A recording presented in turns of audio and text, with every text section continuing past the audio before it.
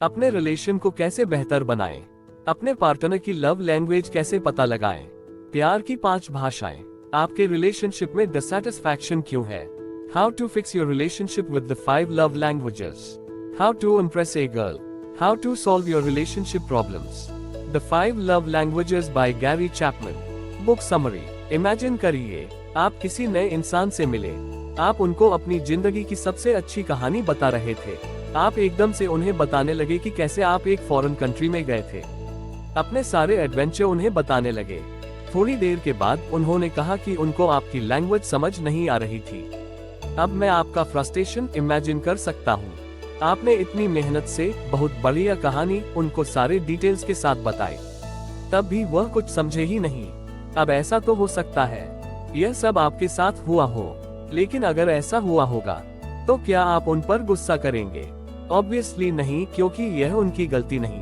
उनको आपकी लैंग्वेज समझ में नहीं आ रही। इनफैक्ट आपको तो पहले से पूछ कर रखना चाहिए, भाई क्या तुम्हें इंग्लिश या हिंदी आती है, उन्हें अपनी स्टोरी बताने से पहले।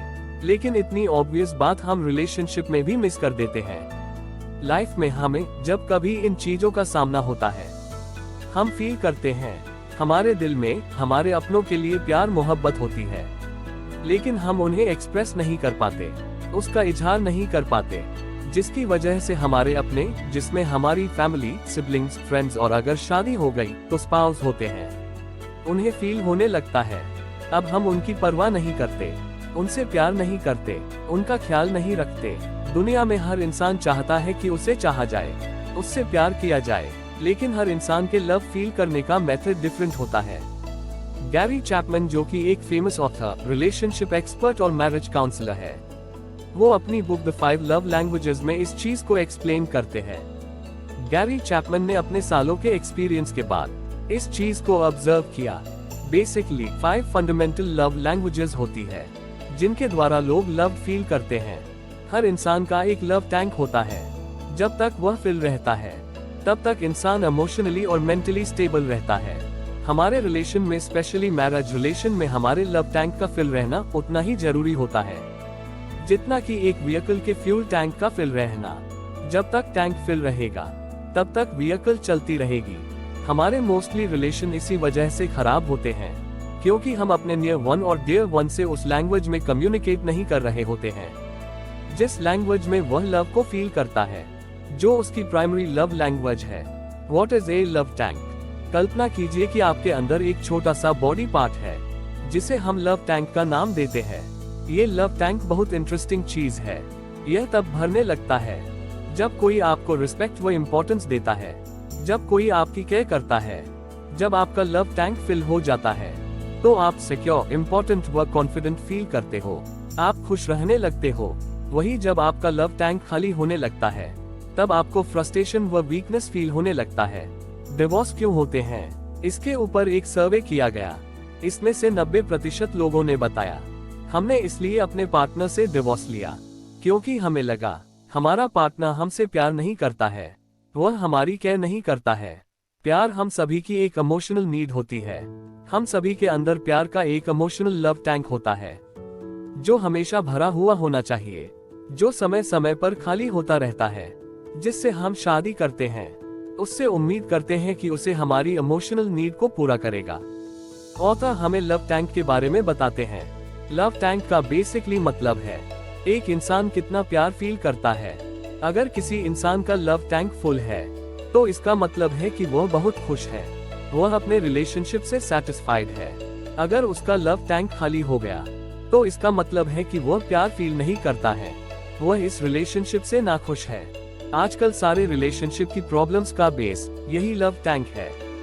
इसके लिए आपको अपने पार्टनर को लव फील कराना होगा, उनकी ही लव लैंग्वेज में, ताकि उनका लव टैंक फिल अप रहे। यह सब सिर्फ रोमांटिक रिलेशनशिप के लिए ही नहीं है, आप अपनी लाइफ की हर रिलेशनशिप में इसे अप्लाई कर सकते हैं। यह सभी तरीके के रिलेशनशिप के लिए सच है, चाहे आप पेरेंट्स हो या किसी को पसंद करते हो, टीनेजर्स बच्चों के लिए जिन्हें नया नया प्यार हुआ है, या फिर आप काफी सालों से प्यार को महसूस व एक्सप्रेस करते आ रहे हैं। फर्क नहीं पड़ता है कि आप कौन हैं। What is love language? Gary Chapman, जो 5 लव लैंग्वेज बुक के ऑथर हैं, वो ये कहते हैं कि ह्यूमन की 5 लव लैंग्वेजेस होती हैं, जिसमें वो लव को समझते व फील करते हैं। हर किसी की लव लैंग्वेजेस अलग अलग होती है।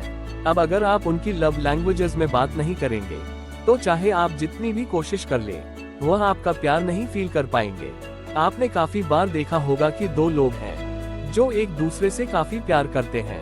आप भी कह सकते हैं कि यह दोनों प्यार करते हैं, लेकिन उनमें से एक इंसान हमेशा नाखुश रहेगा। वह कहेगा कि मुझसे तो कोई प्यार ही नहीं करता। अब इसका मतलब यह नहीं है कि एक्चुअली में वे उनसे प्यार नहीं करते हैं। इसका बस यह मतलब है वह उस प्यार को फील नहीं कर पा रहे हैं। अगर आप अपने पार्टनर से प्यार की भाषा बोलना सीख लेते हैं, तो आप उनकी जिंदगी प्यार से भर पाएंगे। अपने पार्टनर के लव टैंक को भरने से आपके पार्टनर का आपके लिए बिहेवियर भी चेंज होगा। इससे दोनों को सिक्योर और प्यार महसूस होगा। अब चलते हैं उन 5 मेथड्स की तरफ, उन 5 लव लैंग्वेजेस की तरफ। First love language, words of affirmation. जिन लोगों की primary love language words of affirmation होती है, यह चीज उनके नेचर में होती है। वह इमोशंस को, फीलिंग्स को वर्ड्स में सुनना पसंद करते हैं। वे अपने करीबी लोगों से, जिनसे वो इमोशनली कनेक्ट होते हैं, यह चीज एक्सपेक्ट कर रहे होते हैं। उनके बारे में जो कुछ भी फील किया जाए, प्रेफरेबली पॉजिटिव हो, उसे वर्ड्स में डिस्क्राइब किया जाए, उसका लफ्जों में इजहार किया जाए। इसका सीधा मतलब यह होता है, आप उस शख्स को अप्रिशिएट करें, पॉजिटिव कॉम्प्लीमेंट करें और उसे एनकरेज करें। उदाहरण के लिए, आपका स्पाउस आपके लिए रोज ब्रेकफास्ट तैयार करता है। इस पर आप कह सकते हैं कि मैं जानता हूँ, एक रूटीन में यह काम करना इतना आसान नहीं होता। इसके लिए मैं आपको अप्रिशिएट करता हूँ। मैं दिल से इसकी वैल्यू करता हूँ। मैं इस चीज के लिए भी ग्रेटफुल फील करता हूँ। मुझे आप जैसा इतना अच्छा और रिस्पॉन्सिबल स्पाउस मिला। जनरल कॉम्प्लीमेंट में आप यह भी कह सकते हैं, भाई आज तो आप इतने स्ट्रेस में भी बहुत अच्छे लग रहे हो। गैरी चैपमैन के पास एक केस आता है जिसमें एक मैरिड कपल होता है। उनका रिलेशन खराब हो रहा होता है, लेकिन उन्हें नहीं पता होता है कि इसका रीजन क्या है। हस्बैंड का यह कहना होता है कि मैं अपनी सब रिस्पॉन्सिबिलिटी पूरी कर रहा हूँ, लेकिन मेरी वाइफ ने आज तक अप्रिशिएट नहीं किया। मेरी वाइफ ऐसे बिहेव करती है। यह सब कुछ जनरल है, सारे हस्बैंड्स करते हैं। मैं कोई बड़ा काम थोड़ी कर रहा हूँ। जबकि वही वाइफ का कहना होता है, मेरा हस्बैंड आज तक मेरे पास बैठा ही नहीं, मुझे टाइम ही नहीं दिया, मुझे सुना ही नहीं। यहाँ गैरी को क्लियरली पता चल गया, हस्बैंड की लैंग्वेज वर्ड्स ऑफ एफर्मेशन है, वही वाइफ की लैंग्वेज कुछ और है, जिसे हम आगे समझेंगे।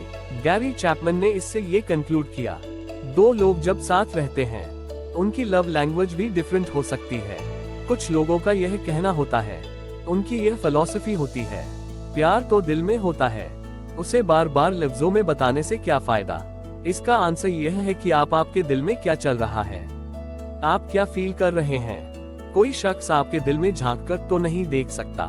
दिल की बात जुबां पर आए क्यों कर, वह बोले न तो हम समझे क्यों कर। Second love language, quality time. आप अपने स्पाउस को, अपने डियर वन को हर फैसिलिटीज प्रोवाइड कर रहे हैं, लेकिन जब उनको आपकी जरूरत है, आपके टाइम की जरूरत है, आप वहां मौजूद नहीं।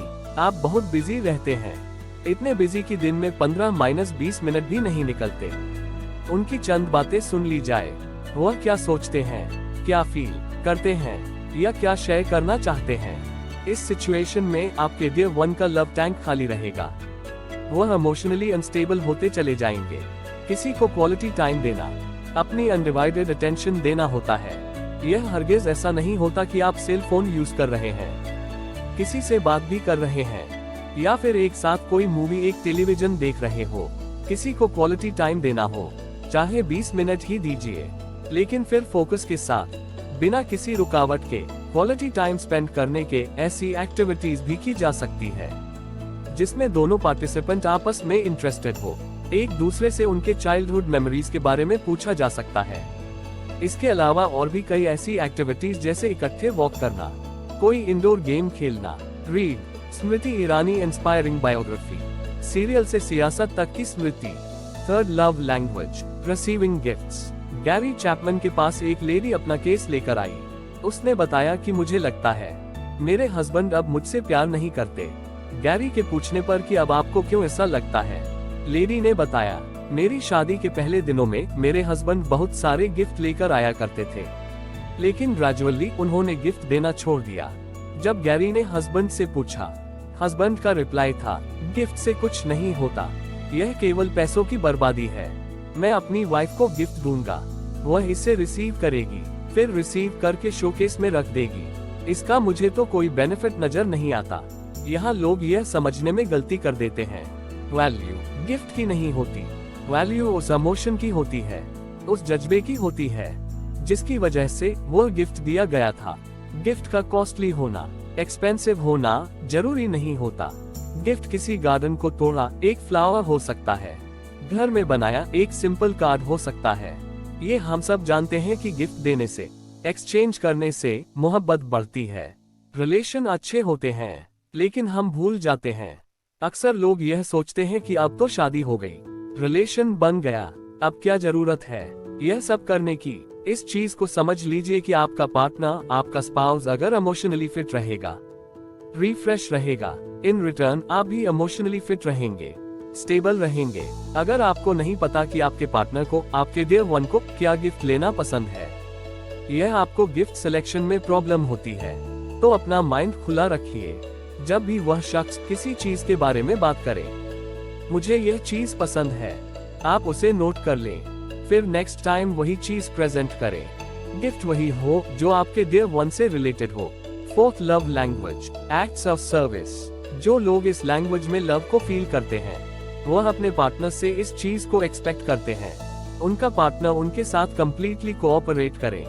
घर के बाहर के जितने काम हैं, जितनी रिस्पॉन्सिबिलिटीज हैं, उन्हें फुलफिल करें। इन लोगों के साथ अगर आप सिर्फ वर्ड्स ऑफ एफर्मेशन का यूज करें, प्रॉपर्ली एक्ट्स ऑफ सर्विस को न करें, तो इन लोगों का कहना होता है, भाई तुम काम तो करते नहीं हो, लफ्जों में सिर्फ कहते हो कि तुम्हें बहुत प्यार है, अपने प्यार को काम करके दिखाओ। Fifth, love language, physical expressions. Physical touch के द्वारा भी हम अपने इमोशंस दिखाते हैं।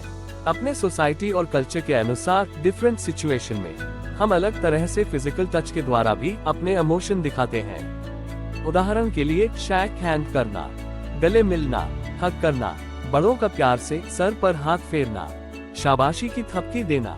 अगर आपका डियर वन नाराज हो या परेशान हो, तो उसके कंधे पर हाथ रखकर यह कहना कि परेशान क्यों होते हो, मैं तुम्हारे साथ हूँ। अगर आपके डियर वन की primary love language physical touch है, तो यह चीज उसके लिए सबसे ज्यादा इम्पोर्टेंस रखती है। फिजिकल टच जेंडर को नजर में रखते हुए इस चीज पर भी डिपेंड करता है कि आपका डियर वन इससे कितना कंफर्टेबल है। उदाहरण के लिए बड़ों लोगों का छोटे बच्चों पर प्यार दिखाने का तरीका, उनके गाल पर थपकी दी जाए, लेकिन वह इन चीजों को नहीं देखते कि बच्चा इससे कितना कंफर्टेबल है। How to know your primary love language. आपकी प्राइमरी लव लैंग्वेज क्या है? अगर आपको आइडेंटिटी करने में मुश्किल हो रही है, तो ऑथर ने इसके यहाँ 3 मेथड बताए हैं। पहला, वह क्या चीज है जिसको आपका डियर वन नहीं करता है, जिसकी वजह से आप हर्ट फील करते हैं, चांसेस है कि वह आपकी लव लैंग्वेज है। दूसरा, वह क्या चीज है जिसके लिए आपने अपने स्पाउस, अपने डियर वन को करने की बहुत बार रिक्वेस्ट की है। तीसरा, जब किसी के लिए आपके दिल में प्यार होता है, आप उसे एक्सप्रेस करना चाहते हैं, आप किस वे में करते हैं। चांसेस है कि जिस वे में आप एक्सप्रेस करते हैं, वही आपकी भी लव लैंग्वेज है। इस बुक की बहुत सारी चीजें डेल कार्नेगी की book how to win friends and influence people से रिलेट करती हैं। उस पर हमारी समरी मौजूद है, इसे क्लिक करके आप पढ़ सकते हैं। अब एक और सवाल भी उठता है, हो सकता है कि इन 5 चीजों में से सब चीजें हमें चाहिए हो, लेकिन हर एक की इंटेंसिटी डिफरेंट होगी। हो सकता है क्वालिटी टाइम हमारी प्रायोरिटी में सबसे पहले हो, ये हमारी प्राइमरी लव लैंग्वेज है। मेरी दूसरी प्रायोरिटी एक्ट ऑफ सर्विस हो, यह मेरी सेकेंडरी लव लैंग्वेज होगी। हम्बल रिक्वेस्ट, अभी तक आपने जो भी सीखा वो पूरी बुक का अंश मात्र है। यदि आप भी अपनी रिलेशनशिप को बेहतर बनाना चाहते हैं, तो गैरी चैपमैन की बुक द 5 लव लैंग्वेजेस जरूर पढ़ें। And thank you so much for listening. Please subscribe us for more audio book summary.